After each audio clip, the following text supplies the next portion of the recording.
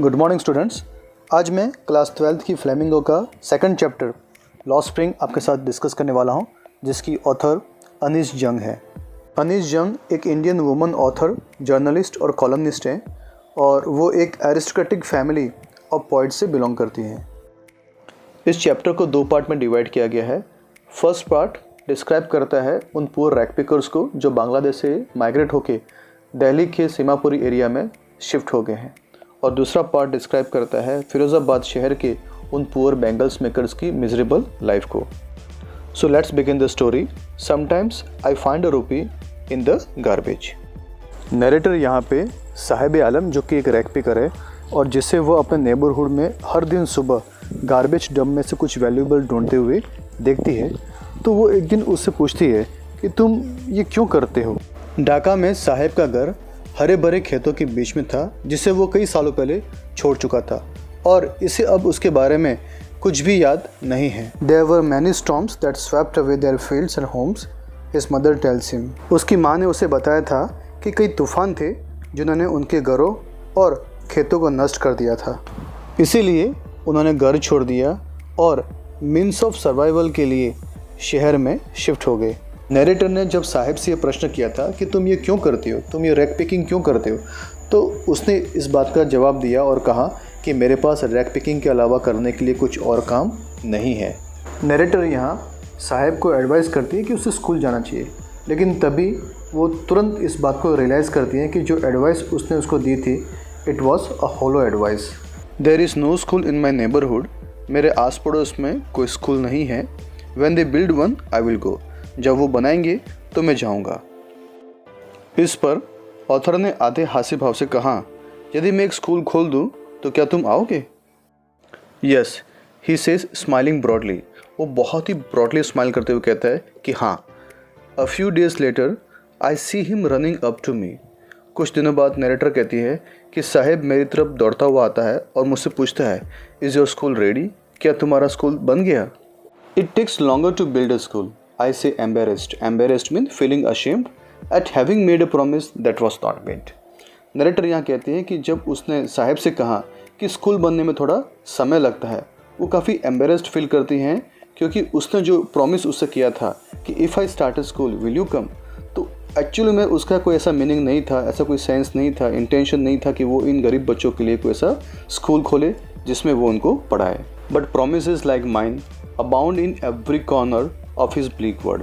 Abound का meaning होता है exist in large number and bleak का मीनिंग होता है एम्प्टी।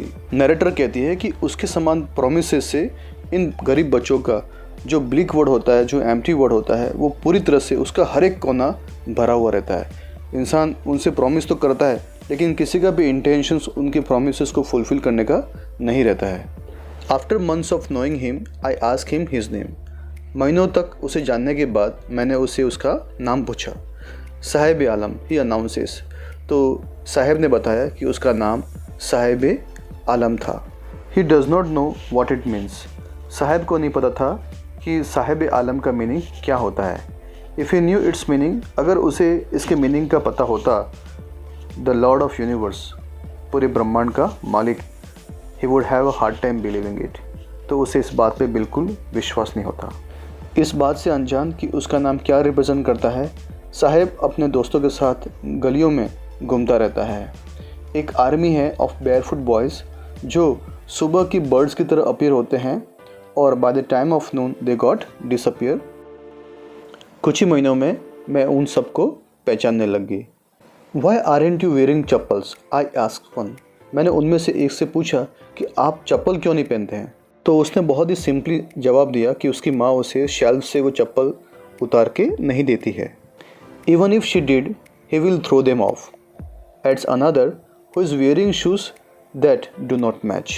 तभी एक दूसरा बच्चा जिसने शूज़ पहन रखे थे और वो बिल्कुल मैच नहीं कर रहे थे, कहता है कि अगर वो उसकी माँ उसको शेल्फ से शूज़ उतार के देती भी है या चप्पल उतार के देती भी है, तो भी वो उसे फेंक देगा। When I comment on it he shuffles his feet and says nothing. Shuffles mean slides them over each other. जब नरेटर ने उसे उसके जूतों के बारे में जो कि मिसमैच कर रहे थे कमेंट किया, तो उसने अपने पैरों को शफल कर दिया and says nothing. I want shoes says a third boy. तभी एक तीसरा बच्चा कहता है कि मुझे शूज़ चाहिए। Who has never own a pair all his life, जिसे पूरे जीवन भर अभी तक एक भी पेयर ऑफ शूज़ नहीं मिला था। Travelling across the country I have seen children walking barefoot in cities on village roads. Narrator कहती है कि कंट्री के अक्रॉस ट्रैवल करने के दौरान वो ऐसे कई बच्चों को उसने देखा गाँवों में और शहरों में जो कि नंगे पैर घूमते रहते हैं। It is not lack of money but a tradition to stay barefoot is one explanation. Narrator कहती हैं कि ये नंगे पैर जब ये बच्चे घूमते हैं तो ऐसा नहीं था कि उनके पास पैसे नहीं थे, लेकिन जब उसने उनसे पूछा तो उसको एक ही एक्सप्लेनेशन दिया उन लोगों ने, और वो ये था कि ये उनका एक ट्रेडिशन है नंगे पैर घूमने का। I wonder if this is only an excuse to explain away a perpetual state of poverty. Excuse mean होता है a reason to justify fault, and perpetual state of poverty का मीनिंग होता है never ending condition of being poor. इन poor rag pickers के द्वारा उनकी कभी न ख़त्म होने वाली गरीबी को ये एक्सक्यूज़ दे के एक्सप्लेन कर देना कि ये उनका ट्रेडिशन है, नरेटर को बहुत ज़्यादा सरप्राइजिंग लगता है। नरेटर कहते हैं कि मुझे एक स्टोरी याद है जो मुझे एक आदमी ने, जो कि उडुपी से था, एक बार बताई थी। उडुपी जो कि कर्नाटक का एक टाउन है। एज ए यंग बॉय वह स्कूल जाया करता था जो कि एक मंदिर के पास में था, जहाँ उसके पिताजी एक पुजारी के रूप में कार्य करते थे। He would stop briefly mean for a short span of time at the temple and pray for a pair of shoes. वो मंदिर में रुकता और भगवान से प्रार्थना करता कि वह उसे एक जोड़ी जूते भेंट करे। 30 years later, I visited his town and the temple. Visited mean made a tour of, which was now drowned in the air of desolation. Drown का मीनिंग होता है submerge and air का मीनिंग होता है impression. Desolations mean the feeling of being lonely and unhappy. 30 वर्ष बाद narrator ने उसी शहर और मंदिर का फिर से दौरा किया और अब वो जगह पूर्ण रूप से खाली थी।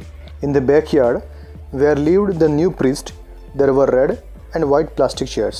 मंदिर का बैकयार्ड जहाँ अब एक नया प्रिस्ट रहता है, वहाँ रेड और वाइट कलर की प्लास्टिक की चेयर्स थी। A young boy dressed in grey uniform, wearing socks and shoes, arrived panting. Panting means taking short and quick breaths and threw his school bag on a folding bed. एक young boy जिसने grey colour का uniform और socks और shoes पहन रखे थे दौड़ता हुआ आता है और अपना स्कूल बैग वहाँ एक फोल्डिंग बेड के ऊपर फेंक देता है। ऑथर ये कहना चाहती है कि पिछले 30 साल में मंदिर के पुजारी की आर्थिक स्थिति में काफ़ी सुधार हुआ था। अब वह इस बच्चे के लिए जूते खरीद सकता था और उसे एक और लड़का याद दिलाया गया जिसे एक जोड़ी जूते मिले। उसने देवी से प्रार्थना की कि उनके पास जो जूते हैं उन्हें वो कभी भी ना खोएं। The goddess had granted his prayer, granted mean accepted. देवी ने उसकी प्रार्थना को स्वीकार कर लिया था। Young boys, like the son of the priest, now wore shoes, but many others like the rag pickers. Rag pickers mean those who collect garbage in my neighborhood remain shoeless. मंदिर के प्रिस्ट के सन की तरह young boys आज shoes पहनते हैं, लेकिन बहुत सारे ऐसे रैग पिकर्स हैं। ऑथर कहती है कि उसके नेबरहुड में आज भी शूलेस रहते हैं। My acquaintance with barefoot rag pickers leads me to the Simhapuri, a place on periphery of Delhi, yet miles away from it metaphorically. Acquaintance means contact, periphery means outer area, and metaphorically means symbolically. Narrator यहाँ कहती है कि इन rag picker से उसका परिचय उसे सीमापुरी तक लेके जाता है, जो कि दिल्ली का एक आउटर एरिया है, और सिम्बोलिकली ये अभी मीलों दूर है। जो लोग यहाँ रहते हैं वो 1971 में बांग्लादेश से आए हुए स्क्वाटर्स हैं। स्क्वाटर्स का मीनिंग होता है a person who unlawfully occupies a building or unused land. Sahibs family is among them, और साहिब का परिवार उनमें से एक है। सीमापुरी तब एक जंगल था, यह अभी भी है, लेकिन यह अब खाली नहीं है। Structures of mud with roofs of tin and tarpaulin, devoid of sewage, drainage और running water, lives 10,000 rag pickers. Tin और तारपुलिन की छतों के साथ in the structures of mud mean कीचड़ की संरचना में, सीवेज और जल निकासी या बहते हुए पानी से रहित उस जगह पे लगभग 10,000 रैग पिकर्स रहते हैं। They have lived here for more than 30 years without an identity, without permits, permits mean legal documents, but with ration cards that get their names on voter list and enable them to buy grain. Workers यहाँ सीमापुरी में पिछले 30 साल से बिना किसी identity या बिना किसी लीगल डॉक्यूमेंट्स के रह रहे थे, लेकिन उस क्षेत्र के जो पॉलिटिकल लीडर्स थे उन्होंने उन्हें राशन कार्ड और मतदान पहचान पत्र प्रदान किया था और इसी राशन कार्ड के माध्यम से वे अपने परिवार के लिए किराना का सामान खरीद सकते थे। नरेटर ने फटी साड़ी पहने हुए औरतों के एक समूह से पूछा कि उन्होंने ढाका में अपने ब्यूटीफुल जो खेत थे या जो उनके घर थे उनको क्यों छोड़ दिया। तो उन्होंने जवाब दिया कि अगर वे अपने परिवार की भूख को संतुष्ट करने में और रात में अच्छी नींद लेने में सक्षम थे तो वे ढाका में अपने खेतों की तुलना में सीमापुरी में रहने के लिए ज़्यादा खुश थे। वो खेत जो बर्बाद हो गए थे और उन्हें कोई भोजन नहीं दिया। ये रैग पिकर्स भोजन की तलाश में हमेशा घूमते रहते थे और जहाँ पर भी उनको भोजन मिलता वो वहाँ पे सेटल होते और वहाँ अपना टेम्परेरी मकान बना लेते। इन रैग पिकर्स के बच्चे वहाँ बढ़ते रहे और धीरे धीरे वो भी अपने पेरेंट्स के मीन्स ऑफ सर्वाइवल में हेल्पिंग हैंड बनते गए। And survival in Seemapuri means rag picking, और सीमापुरी में सर्वाइव करने का मीनिंग होता है रैग पिकिंग करना। Through the years it has acquired the proportions of a fine art. ठीक है, एक्वायर्ड का मीनिंग होता है लर्न और डेवलप करना, स्पेशली अ स्किल, हैबिट या एक क्वालिटी। एंड प्रोपोर्शंस का मीनिंग होता है शेप। जैसा कि ये बच्चे कई वर्ष से अपने पेरेंट्स के मीन्स ऑफ सर्वाइवल में एक हेल्पिंग हैंड थे, तो उन्हें काफ़ी अच्छा एक तरह से ट्रेनिंग हो गया था जिसने उनकी स्किल को डेवलप कर दिया था, एनहांस कर दिया था। और अब वो इक्वली उतनी एक्सपर्ट है जितने कि उनके पेरेंट्स। दे नो कि कौन सी चीज़ उनके लिए ज़्यादा वैल्यूबल है और किस चीज़ को सर्च करने पे है ना उन्हें ज़्यादा पैसा मिलेगा। Garbage to them is gold. इन रैग पिकर्स के लिए कचरा गोल्ड जैसा वैल्यूबल था। It is their daily bread, a roof over their heads, even if it is a leaking roof, but for a child it is even more. Garbage dump इन बच्चों के लिए उनका रोज़ का भोजन था। उनकी सिर के ऊपर एक छत थी, भले ही वो छत लीकिंग रूफ ही क्यों ना हो, लेकिन इन बच्चों के लिए गार्बेज डंप उनके अस्तित्व के साधन से कई गुना ज़्यादा महत्वपूर्ण था।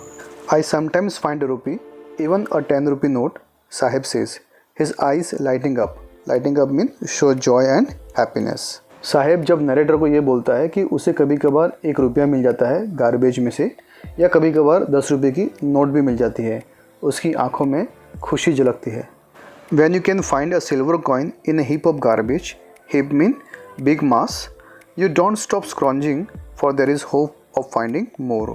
नरेटर यहाँ कहती हैं कि जब आपको गार्बेज हीप में से सिल्वर कॉइन मिलता है तो आप वहाँ आगे सर्च करना नहीं रोकते हैं या बंद नहीं करते हैं, क्योंकि वहाँ एक हमेशा एक होप होती है कि आपको और ज़्यादा सिल्वर कॉइन्स वहाँ से मिल सकें।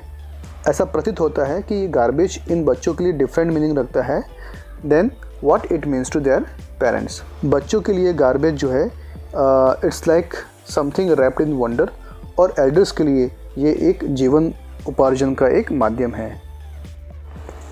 One winter morning, I see Sahib standing by the fenced gate of the neighborhood club, watching 2 young men dressed in white playing tennis. I like the game, he hums, content to watch it standing behind the fence. Content का meaning होता है satisfied. एक winter की सुबह को narrator साहब को देखती है कि वो उसके नेबरहुड क्लब में एक फेंस्ड गेट के पास वहाँ बाहर खड़ा है और वहाँ 2 यंग मैंस को जो कि वाइट ड्रेस पहने हुए टेनिस खेल रहे थे उनको देखता है, और उसको देख के बहुत ज़्यादा वो खुश होता है और कहता है कि मुझे गेम बहुत ही पसंद है। I go inside when no one is around, he admits. Saheb कहता है कि जब वहाँ कोई नहीं होगा तो मैं अंदर जाता हूँ। The gate keeper lets me use the swing. Gate keeper जो है मुझे उन स्विंग को यूज़ करने के लिए अलाउ करता है। Sahib two is wearing tennis shoes that look strange over his discolour shirt and shorts. Discolour का मीनिंग होता है फेडेड। साहब ने भी टेनिस के शूज़ पहन रखे हैं जो कि उसके डिस्कलर्ड हुए शर्ट और शॉर्ट पे स्ट्रेंज लगते हैं। साहब अपने आप को अभिव्यक्त करने के तरीके से कहता है कि किसी ने मुझे इन शूज़ को गिफ्ट किया है। The fact that they are discarded shoes of some rich boy, discarded mean thrown away, who perhaps refused to wear them because of a hole in one of them, does not bother him. Bother mean worry him. सच तो ये था कि ये shoes किसी rich boy के द्वारा discarded thrown away shoes थे जिसे उसने पहनने से मना कर दिया था, कारण कि उनमें से एक में छेद हो गया था। But that does not bother him. यहाँ लेकिन साहब को उससे कोई फ़र्क नहीं पड़ता था। For one who has walked barefoot, वो इंसान जो हमेशा नंगे पैर ही चला है, even shoes with hole is dream come true. उसके लिए तो उन जूतों में भले ही छेद क्यों ना हो, मानो कि अपने सपने का सच हो जाने के समान था। But the game he is watching so intently is out of his reach. Intently mean attentively या क्लोजली। लेकिन वो गेम जिसको वो बहुत ही ज़्यादा अटेंटिवली या क्लोजली देख रहा है, वो उसकी पहुंच से बहुत ज़्यादा दूर था। This morning Saheb is on his way to the milk booth. Booth mean shop. इस सुबह साहेब एक मिल्क की दुकान की तरफ जा रहा था। In his hand is a steel canister. Canister mean container. और उसके हाथ में एक स्टील का कंटेनर था। I now work in A tea stall down the road, he says pointing in the distance. I am paid 800 rupees and all my meals. Does he like the job? I ask. His face, I see, has lost the carefree look. The steel canister seems heavier than the plastic bag he would carry so light over his shoulders. Narrator को साहब ने बताया कि अब वो down the road जो tea stall है वहाँ वो जॉब करता है और उसे 800 रुपया पेमेंट मिलती है, और जो दिन के मेजर मील्स हैं वो भी उसको साथ में मिलता है। नरेटर ने साहब से पूछा कि क्या तुम्हें अपना जॉब पसंद है? तो नरेटर कहती है कि जब मैंने उसके चेहरे पे देखा तो उसके चेहरे का जो एक केयरफ्री लुक था वो लुक अब चला गया था, और वो जो स्टील कैनिस्टर जो कंटेनर उसने पकड़ रखा था, it seems heavier than the plastic bag. वो उसके प्लास्टिक बैग की तुलना में ज़्यादा हैवी लग रहा था, जिसे वो बहुत ही लाइटली अपने कंधों पे रख के दिन भर रोमिंग करता रहता, घूमता रहता था। The canister belongs to the man who owns the tea shop. Saheb is no longer his own master. वो स्टील कंटेनर जो था वो उस आदमी का था जिसकी वो चाय की दुकान थी। Saheb is no longer his own master, और साहेब अब अपनी मर्ज़ी का मालिक नहीं रहा। So my dear students, with this I end the part 1। Sometimes I find a rupee in the garbage. To watch the next part, that is I want to drive a car, please watch my next video.